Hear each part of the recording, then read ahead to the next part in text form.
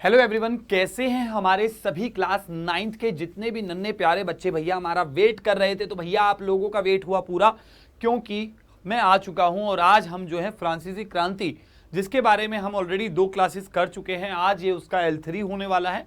यानी कि अब हम इस चैप्टर में आगे बढ़ेंगे और देखेंगे कि भाई क्या है पूरा की पूरा सीन।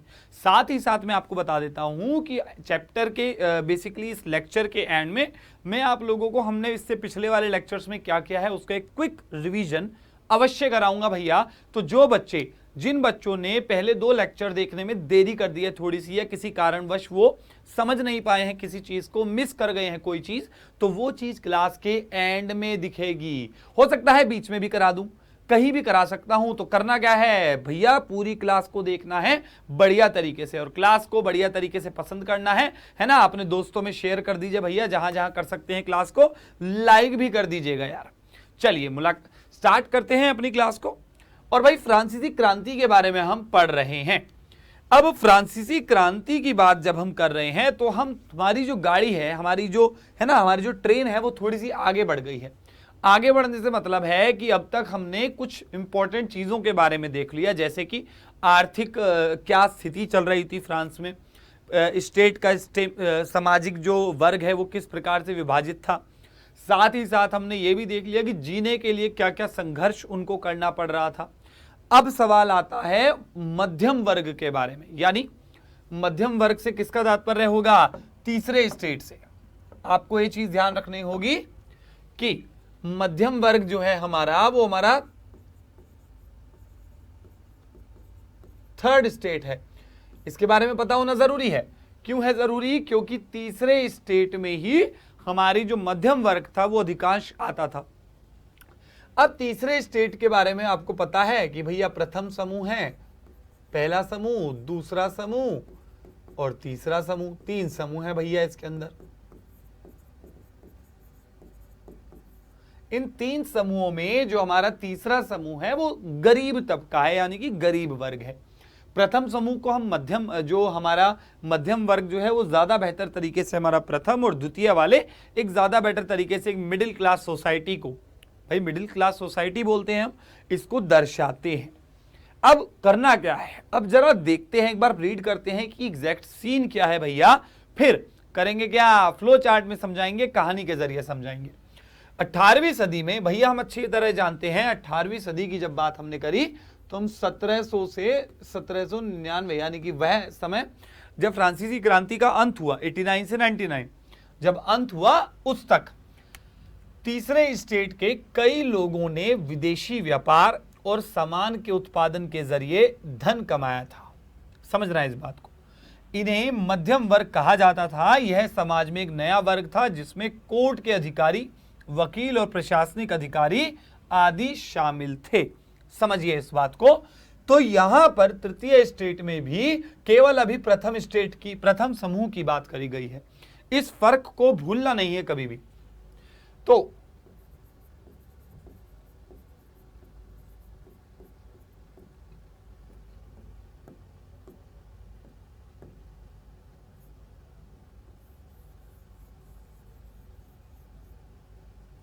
मध्यम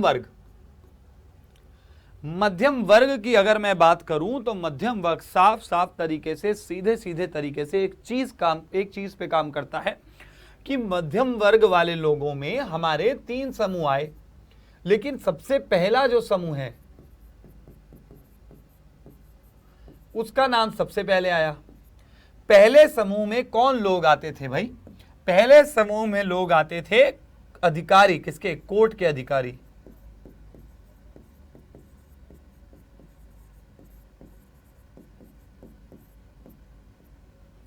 कोर्ट के अधिकारी के अलावा इसके अंदर हमारे और क्या आते थे, वकील आते थे। वकील के अलावा क्या आ रहा था, प्रशासनिक अधिकारी आते थे।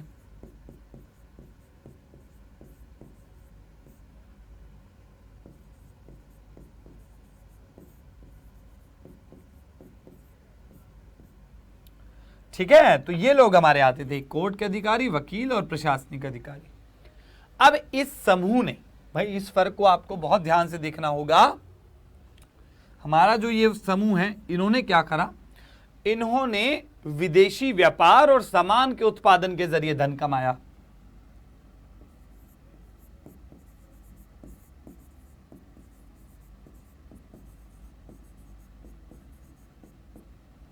कैसे कमाया अधिक धन, समझना होगा इस चीज को। अधिक धन कैसे कमाया इन्होंने? इन्होंने अधिक धन कमाने के लिए एक सबसे बेहतरीन तरीका अपनाया, वो था विदेशी व्यापार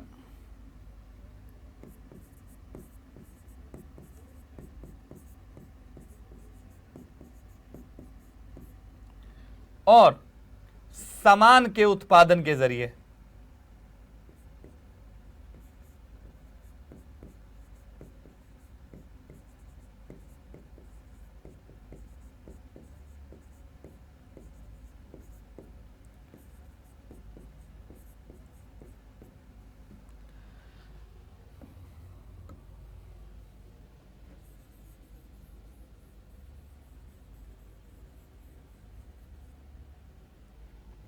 क्या करा? विदेशी व्यापार करा और सामान के उत्पादन के जरिए अधिक धन कमाया। अधिक धन क्यों कमाया? कोर्ट के अधिकारी, वकील, प्रशासनिक अधिकारी थे, ये पहला समूह था और इसी को ही हमने मध्यम वर्ग का नाम दिया था। समझ रहे हैं? पूरी की पूरी कड़ी को समझ रहे हैं कि भैया मध्यम वर्ग आएगा तो केवल और केवल आप पहले समूह की बात करिए। कोर्ट के अधिकारी, वकील, प्रशासनिक अधिकारी शामिल थे, अधिक धन इन्होंने कमा लिया। भाई हमने ये देखा था कि जो हमारा द्वितीय वर्ग जो सॉरी हमारा जो द्वितीय स्टेट था, सेकंड वाला जो स्टेट था हमारा, जिसमें कुलीन वर्ग आता था, उसमें एक कमाल की चीज ये थी कि आप उसकी सदस्यता को खरीद सकते हो। दो तरीके थे, एक तो आप ज्यादा से ज्यादा धन अदा कर दीजिए, टैक्स ज्यादा दे दीजिए, बेसिकली कर ज्यादा दीजिए। दूसरा तरीका था राज परिवार की सेवा करना। अब अधिक धन कमाया, इसका मतलब क्या है कि ज्यादा कर देने की जो स्थिति थी वो मध्यम वर्ग में केवल और केवल पहले समूह की ही थी। तो मध्यम वर्ग जो है पहला समूह ही हमारा मुख्य तौर पर कहलाएगा। समझे यहां तक कि नहीं समझे? समझ गए होंगे आई थिंक। अब यहां से अगर हम आगे बढ़ते हैं, सारी चीजों को जोड़ के लाऊंगा, क्लास के एंड तक सारी चीजें कनेक्टेड हो जाएंगी, तो घबराना नहीं है। वैसे तो बढ़ते टैक्स और भोजन की कमी के विरोध में किसान और मजदूरों ने कई आंदोलन किए, लेकिन उनके पास सीमित साधन थे और ठोस कार्यक्रम का अभाव था। इसलिए उन आंदोलनों से समाज में कोई बदलाव नहीं आ पाया। इसलिए अब सामाजिक और आर्थिक ढांचे में बदलाव की जिम्मेदारी मध्यम वर्ग पर आ गई थी। मध्यम वर्ग के लोग भी पीड़ित थे, क्यों? उन्हें टैक्स देना पड़ता था और पादरी तथा कुलीन वर्ग की मांग को पूरा करना पड़ता था। वापस आते हैं अपने टॉपिक पर। अब रीड कर लिया होगा, आप लोगों के माइंड में घूम रही होंगी अब चीजें, है ना? अरे यार ऐसा भी था, ओहो। अब आते हैं वापस।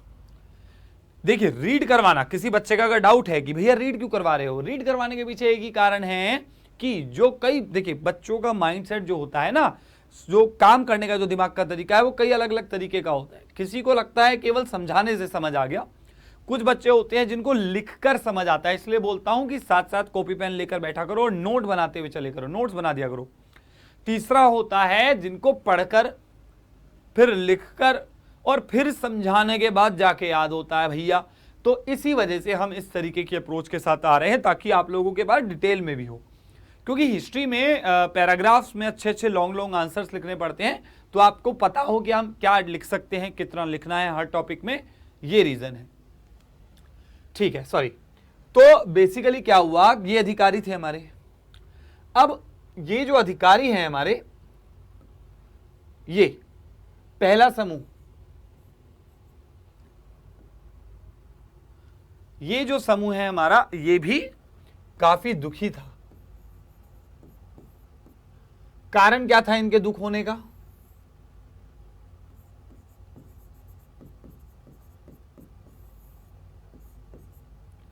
कारण था भैया अधिक टैक्स देना तथा पादरी, चर्च व कुलीन वर्ग की बात मानना। फिर चाहे भैया वो बात कितनी ही गलत क्यों ना हो।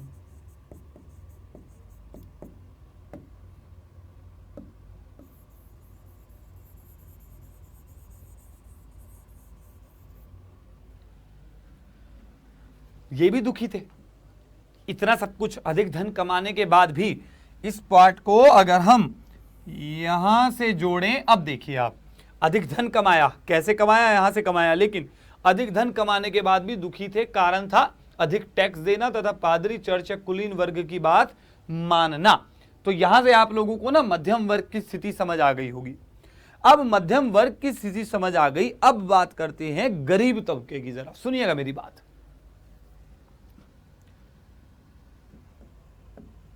ये तो पहला पार्ट हो गया हमारा। सेकंड,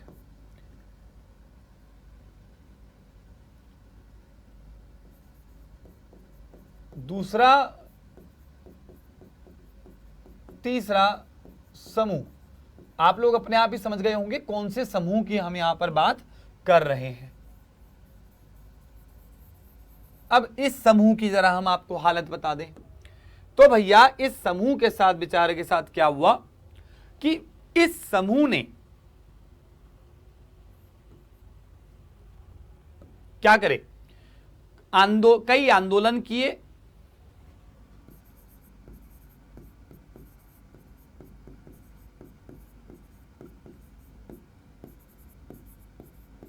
अब देखिएगा, सुनिएगा इनकी स्थिति जरा। कई आंदोलन किए, कारण क्या था आंदोलन करने का? बढ़ता टैक्स और भोजन की कमी।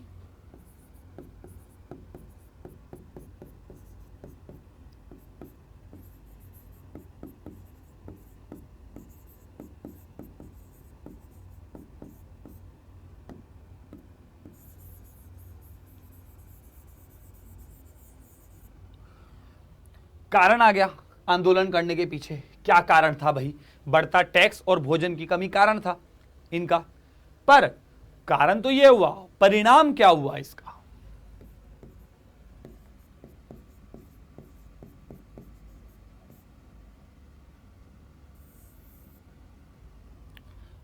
परिणाम की अगर मैं बात करूं तो परिणाम की अगर हम बात करते हैं तो हम ये बोल सकते हैं कि उनका कोई फायदा नहीं हुआ, यानी कि कोई बदलाव नहीं आ पाया।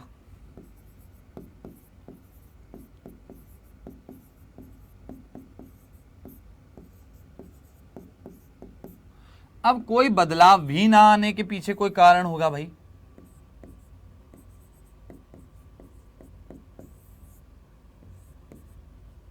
समझिएगा, पूरे की पूरे वाक्य को समझना है हमें, है ना। इन एरो को आप अपने हिसाब से अपनी एडजस्ट, यहां पर थोड़ा स्पेस कम है, आप अपनी एडजस्टमेंट के हिसाब से इसको एक डायरेक्शन दे सकते हैं प्रॉपर, ठीक है। ऐसा नहीं है कि मैं छोटे से में कर रहा हूं तो आप भी छोटे से में करें, जबकि आपके पास पूर्ण जगह है। कारण क्या आया भैया कोई बदलाव नहीं आने का? क्या रीजन था? कारण क्या था भाई? जानना है उसे, क्या कारण है? तो कारण था क्या कि भैया सीमित संसाधन थे और ठोस कार्यक्रम का अभाव था।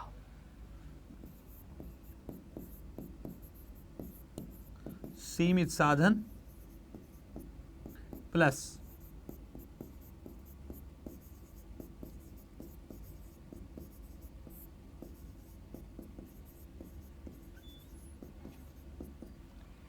क्लियर है? इतना सभी को क्लियर हो गया होगा ये?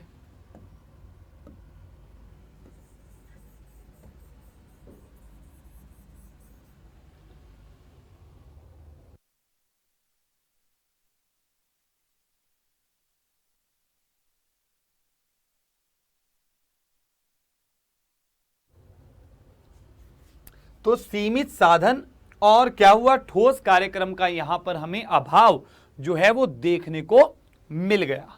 क्लियर है यहां तक सभी को?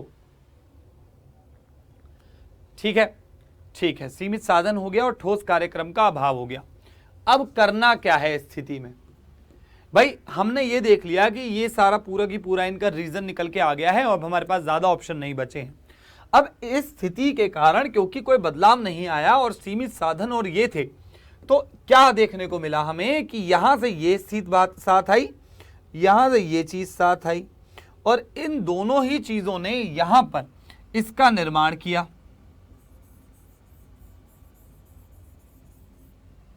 और क्या चीज थी ये जिसका निर्माण हुआ? वो था कि मध्यम वर्ग के लोग पीड़ित थे, हम ऑलरेडी देख चुके हैं।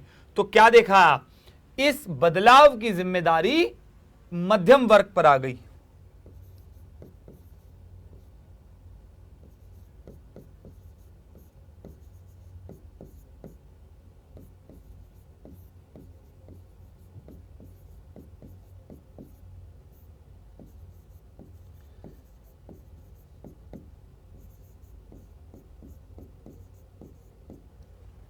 बस घूम के हम यहां आ गए। अब आप ये भी जानते हो, पहला और दूसरा आप इन दोनों को साथ साथ भी लेकर चल सकते हो। डिपेंड बस इतना करता है कि आपका पेपर का साइज क्या है, किस प्रकार से आपका पेपर इस तरीके से है, थोड़ा फैला हुआ है या लंबा है, तो उसी के अकॉर्डिंग आप क्या कर सकते हो, अपने इस पूरे ग्राफ को बना सकते हो। भाई देखो, सिंपल तरीके से बताऊं तो यहां पर हमने मध्यम वर्ग से देखा कि मध्यम वर्ग में पहले समूह को लिया गया है तीसरे वर्ग के, थर्ड स्टेट, ये मत भूल जाना। कोर्ट के अधिकारी, वकील, प्रशासनिक अधिकारी थे। अधिक धन कमाया इन्होंने, और कैसे कमाया, विदेशी व्यापार और सामान के उत्पादन के जरिए इन्होंने कमाया है धन। चलिए भैया ठीक है, अधिक धन कमाने के बाद ये यहां पहुंचे, और पहला समूह बेसिकली इनडायरेक्टली क्या बात हुई कि ये भैया दुखी थे, इनको भी कोई खुशी प्राप्त नहीं थी इतना धन कमाने के बाद भी। क्वेश्चन आता है मन में कि यार क्या रीजन हो सकता है, क्या कारण हो सकता है। कारण निकला कि अधिक टैक्स देना पड़ रहा था और चर्च, पादरी और कुलीन वर्ग की खुशामद करनी पड़ रही थी, यानी कि उनकी बातें माननी पड़ रही थी, फिर चाहे वो बातें कितनी ही गलत क्यों ना हो। इसके बाद भैया मध्यम वर्ग की स्थिति हमें पता चल गई, हमें पता चल गया मध्यम वर्ग है भाई साहब दुखी। इनके पास एक बहुत बड़ा रीजन है कि ये विद्रोह करें, ये उसके खिलाफ आवाज उठाएं। ठीक है, अब ऐसा ये तो देखने को मिल गया, लेकिन यार विद्रोह तो पहले से ही हो गया था, काफी पहले से ये चीजें चलती आ रही हैं। किसने करा था, दूसरे और तीसरे समूह ने करा था, जो कि गरीब तबका है थोड़ा। इन्होंने कई आंदोलन किए, कई आंदोलन का परिणाम ये निकला कि उसमें ये कोई भी बदलाव नहीं कर पाए। और बदलाव जो आंदोलन करे उनके पीछे क्या कारण था कि यार टैक्स बहुत बढ़ रहा है और भोजन की कमी हो रही है, और परिणाम इतना सब कुछ करने के बाद भी कोई परिणाम नहीं निकल पा रहा है। इस चीज से दुखी होकर, भाई परिणाम नहीं निकल पा रहा है, कारण क्या हो रहा था परिणाम का, क्योंकि उनके पास साधन सीमित थे, रिसोर्स ज्यादा नहीं थे उनके पास, और ठोस कार्यक्रम का अभाव था, एक स्ट्रक्चर नहीं था, नहीं जानते थे किस तरीके से काम करना है, ज्यादा पढ़े लिखे भी नहीं थे, कैसे करना है, क्या अप्रोच रखेंगे तो क्या चीज निकलेगी, ज्यादा उनको नॉलेज नहीं थी, पैसों का भी अभाव था। अब सीन ये होता है कि ठोस कार्यक्रम का अभाव था, कोई बदलाव नहीं आया। इन्होंने कहा, इनका ध्यान कहां गया, इनका ध्यान गया मध्यम वर्ग पे, प्रथम समूह पे, कि यार ये भी तो दुखी हैं, इसकी जिम्मेदारी अब किसको लेनी चाहिए, इनको लेनी चाहिए, ये भी तो पीड़ित है। तो भैया ये जिम्मेदारी किसने ले ली, बदलाव की जिम्मेदारी फिर ले ली आपके मध्यम वर्ग ने ले ली, यानी कि प्रथम समूह ने इसकी जिम्मेदारी ली। द्वितीय और तीसरे समूह ने अब तक स्ट्रगल नहीं छोड़ा है, ये साथ हैं, लेकिन अब जो रेस्पॉन्सिबिलिटी है, जो पूरा की पूरा लीड करेगा, वो मध्यम वर्ग जो है, प्रथम समूह जो है वो लीड करने वाला था। यहां तक जो है सभी को क्लियर हो चुका होगा, है कि नहीं है, हो गया है कि नहीं हुआ है, किसी को डाउट है कोई? ठीक है, आगे बढ़ते हैं। अब बात आती है मध्यम वर्ग के लोग शिक्षित थे, भाई क्या बेनिफिट क्या था, क्या फायदा था उनका, समझिएगा। और उनका क्या मानना था कि जन्म के आधार पर कोई भी अधिकार या सुविधा बेमानी है। उन्हें लगता था कि समाज में किसी को भी अपनी प्रतिभा के दम पर एक विशेष स्थान बनाने का अधिकार होना चाहिए। तत्कालीन दार्शनिकों, यानी कि पुराने जो आपके थिंकर जो थे, जॉन लॉक और जॉन रूसो ने एक ऐसे समाज की परिकल्पना की जो आज़ादी, समान कानून, समान अवसर पर आधारित हो। उस जमाने में अमेरिका के 13 उपनिवेशों को इन्हीं सिद्धांतों पर ब्रिटेन से आज़ादी मिली थी, जिसे फ्रांस के लोग पूरी तरह से प्रभावित थे। अब इतना सब कुछ हमने पढ़ा, अब किस प्रकार से हम क्या कर पाएंगे भैया, हमारे इस पूरे की पूरे स्ट्रक्चर को शॉर्ट वे में एक पूरी कहानी के जरिए समझा पाएंगे। तो पहले वाले पड़ाव में हमने मध्यम वर्ग को जाना, क्या रीजन था, दुखी थे कि खुश थे, ये जानना जरूरी था। दुखी थे जान लिया। दूसरे में द्वितीय और तीसरे समूह तो दुखी था ही, पर क्या प्रयास करे, कहां विफलता हुई और अंत में क्या हुआ, जिम्मेदारी किसको दी, मध्यम वर्ग को दे दी। अब हमने ये देख लिया कि मध्यम वर्ग दुखी था, अब ये देखना है कि मध्यम वर्ग को जो जिम्मेदारी दी है उसके पीछे रीजन क्या था, क्या ऐसी मजबूती थी मध्यम वर्ग में जो द्वितीय और तीसरे समूह को लगा कि यार मध्यम वर्ग को अगर हमने ये चीज दे दी तो भैया हमारी तो बाजी पलट जाएगी। तो तीसरे पॉइंट में अब हम जानेंगे मध्यम वर्ग के मजबूत पक्ष को। मध्यम वर्ग क्यों नहीं, मतलब बेसिकली कहने का है कि मध्यम वर्ग को ही क्यों चुना गया, क्यों नहीं हमने किसी और वर्ग को जिम्मेदारी दी। कारण था सबसे पहला कि ये जो लोग थे ये शिक्षित थे,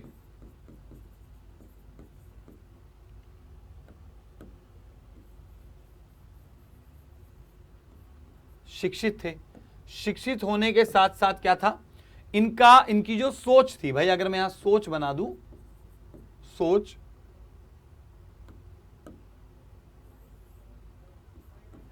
तो सोच क्या थी, सोच साफ साफ ये थी कि समाज में प्रतिभा के दम पर विशेष अधिकार मिलना चाहिए।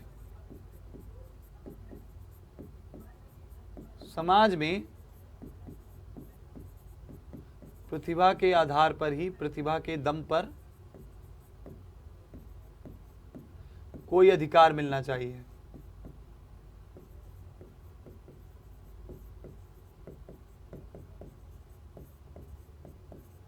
ये इनकी सोच थी, जो कि एक बहुत ही शानदार अप्रोच थी। चलिए भैया, ये इनकी सोच निकली, बहुत बढ़िया बात हुई, मान गए इस सोच को भी। विरोध किस चीज का था इनको, इनकी सोच से एक विरोध जन्मा, और वो विरोध था किसके खिलाफ, वो विरोध था जन्म आधारित अधिकार पे, जन्म पर आधारित अधिकार।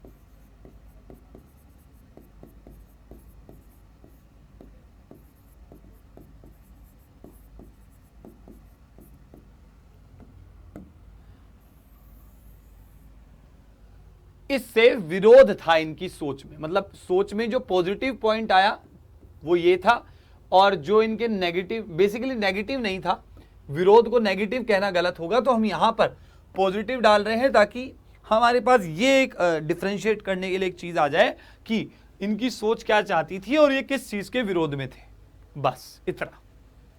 अब समझ गए कि भैया मध्यम वर्ग चाहता क्या है, ये भी हम समझ गए, है कि नहीं है। अब सवाल ये आता है कि कई दार्शनिकों की बात करी गई, यानी कि जॉन लॉक और जॉन रूसो ने एक समाज की परिकल्पना की जो आजादी, समान कानून और समान अवसरों पर आधारित थी। तो यहां पर हम किस तरीके से अप्रोच रख सकते हैं, इन शब्दों को ले लेंगे हम लोग, सिंपल, ठीक है। यहां पे हम इस तरह से बनाएंगे एक पॉइंट, आजादी,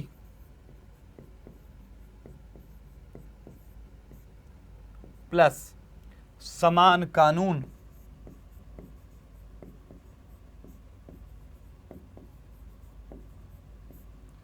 प्लस समान अवसर।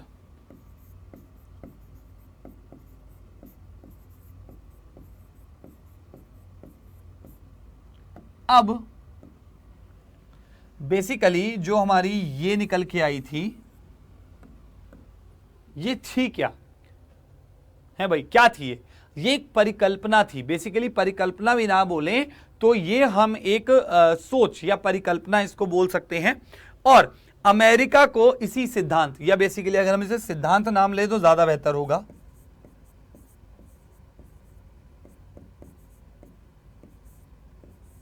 सिद्धांत है, इस ही सिद्धांत के जरिए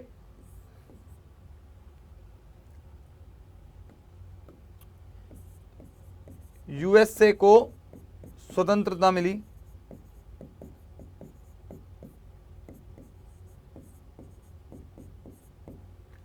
और चूंकि यूएसए को स्वतंत्रता मिली,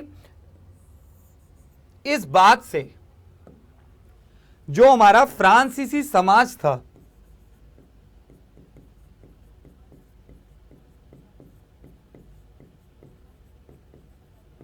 बहुत प्रभावित,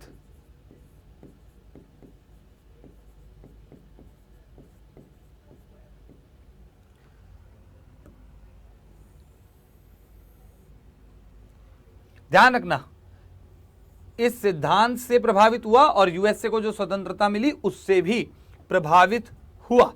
तो ये दोनों चीजों ने क्या करा, फ्रांसीसी समाज के अंदर एक मेंटेलिटी बिठा दी, एक पॉइंट बिठा दिया। मध्यम वर्ग क्यों चुना गया ये मैंने आपको बता दिया। शिक्षित था, सोच थी कि समाज प्रतिभा के दम पर अधिकार मिले समाज में, ना कि जन्म पर आधारित अधिकार हो। ठीक है, इसका विरोध था, उसके पक्ष में थे लोग। पॉजिटिव की जगह मैं यहां पे पक्ष लिख देता हूं भाई।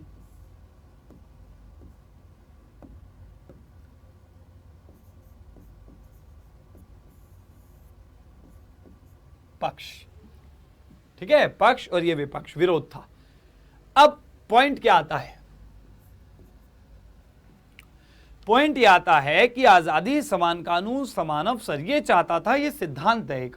इसी सिद्धांत के जरिए यूएसए को स्वतंत्रता मिली ब्रिटेन से, और जो हमारा फ्रांसीसी समाज था इस सिद्धांत से और यूएसए का एग्जाम्पल देखकर बहुत ज्यादा प्रभावित हो गया। ये भी मतलब फ्रांसीसी समाज ये कहने लग गया कि वाह, चीज हो तो ऐसी हो, वरना भैया ना हो। ठीक है, क्लियर है सभी को। चलिए आगे बढ़ते हैं। तत्कालीन दार्शनिकों और राजनीतिक चिंतकों के विचार किताबों के माध्यम से लोगों तक पहुंच रहे थे। यानी कि ध्यान रखिए, इस वाले पार्ट को समझिए, ये रहा, इसको दूसरे कलर से करते हैं भैया, अलग से चमकना चाहिए, ये वाला, क्योंकि मध्यम वर्ग शिक्षित था। इस पॉइंट को लिखेंगे यहां पे, बिकॉज जो हमारा मध्यम वर्ग था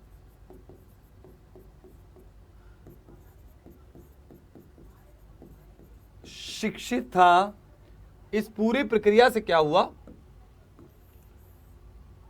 इस पूरी प्रक्रिया से एक फायदा हुआ कि किताबों के माध्यम से विचार, नई नई सिद्धांत उन तक पहुंच रहे थे और हर जगह लोग इन बातों पर चर्चा करते थे। कुछ लोग किताबों को जोर जोर से बजाते थे, बेसिकली बांचते थे, ताकि अनपढ़ लोग भी उनमें लिखी बातों को जान और समझ सके। इसकी जगह हम ये बोल सकते हैं कि बताते थे।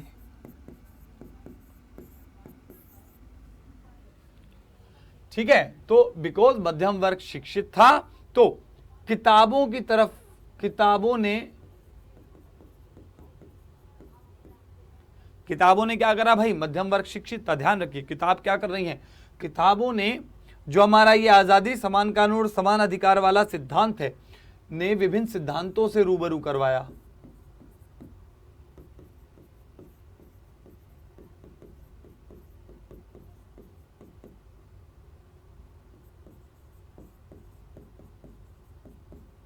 और चूंकि विभिन्न सिद्धांतों से मिलाया, यह बातें हर तबके तक पहुंची।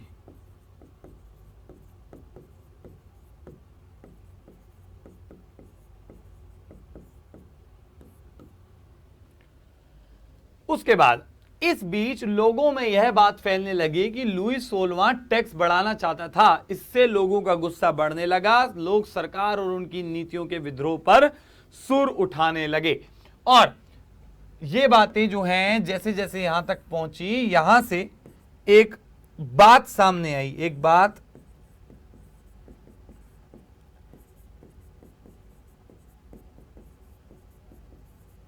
सामने आई। और ये बात क्या थी, ये बात थी कि भैया लुई 16 टैक्स बढ़ाने वाला है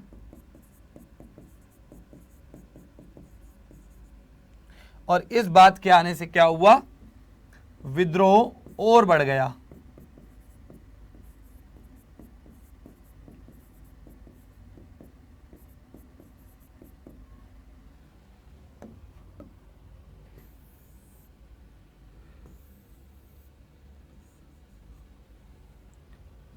तो ये पूरा सीन हुआ है हमारा यहां से, और अंत तक जब हम जाते हैं तो इस प्रकार की कोई स्थिति हमें देखने को मिलती है।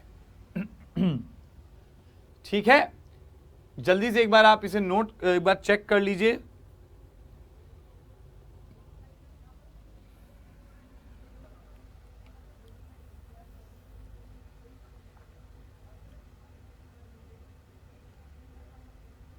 ये वाला पार्ट भी हमने बहुत शानदार तरीके से करा है, बहुत मजे से करा है भाई, इसमें हमने कोई कमी नहीं छोड़ी है हमारी साइड से। ठीक है, मध्यम वर्ग क्यों है ये भी हमने बहुत अच्छे से जाना। फिर ये जो सिद्धांत है आपका, ये बहुत ज्यादा इंपॉर्टेंट है भैया, पता होना चाहिए, इसके बारे में बता देता हूं आपको दोबारा। ठीक है, क्लियर है सभी को। फिर चौथा है कि बिकॉज मध्यम वर्ग शिक्षित है तो किताबों ने विभिन्न सिद्धांतों से मिलाया, सिद्धांतों से मिल रहे हैं तो हर तबके तक ये बात पहुंचाई जा रही है, जो अनपढ़ हैं उन तक भी। और वहां से एक बात सामने आई निकलकर, इन्हीं चीजों से निकलकर, कि लुई 16 टैक्स बढ़ाने वाला है, और जैसी ये बात सामने आती है विद्रोह जो है और ज्यादा बढ़ जाता है। ठीक है, तो आज की इस क्लास में बेटा हम लोग क्या करेंगे, यहां तक ही अपने चैप्टर को रखेंगे। और इससे वाला मैंने साथ साथ आप लोगों को बता ही दिया है, प्रथम स्टेट, द्वितीय स्टेट, तृतीय स्टेट। इसी ग्राफ के जरिए मैंने आप लोगों के जो कॉन्सेप्ट हैं ये कोशिश करी है कि ज्यादा बेहतर तरीके से क्लियर हो जाएं आप सभी के कॉन्सेप्ट्स। अब भैया मैं आप लोगों से क्या करता हूं, भैया बहुत बहुत शुक्रिया आप सभी प्यारे बच्चों का जो कि हमारी क्लास में जुड़े हुए थे हमारे साथ, है ना, और हमारे साथ जुड़कर क्या कर रहे थे भैया, हमारी हौसला, मतलब बेसिकली आप लोग हमारा हौसला भी बढ़ा रहे थे। और भैया देखिए सभी बच्चे क्या हैं, एक तरीके से खुश हैं, है कि नहीं है। तो भाई हम क्या करेंगे, हम अपनी जो अगली क्लास लाएंगे उसके अंदर हम इससे कहानी से आगे बढ़ेंगे। हम डेली थोड़ी थोड़ी कहानी के जरिए, फ्लो चार्ट्स कुछ, है ना, कहानी के जरिए आप लोगों को समझाने की कोशिश कर रहे हैं, पढ़ाने की कोशिश कर रहे हैं। मैं आशा करता हूं बेटा कि आप लोगों के कॉन्सेप्ट क्लियर हो रहे होंगे, आप लोगों को समझ आ रहा होगा। तो भैया हमारी इस वीडियो को लाइक जरूर करिएगा, शेयर भी कीजिएगा, ठीक है, और कमेंट तो भैया आप लोग करते ही हैं। चलिए फिर मुलाकात होगी आप लोगों से अगली क्लास में। थैंक यू सो मच आने के लिए, बाय बाय प्यारे बच्चों।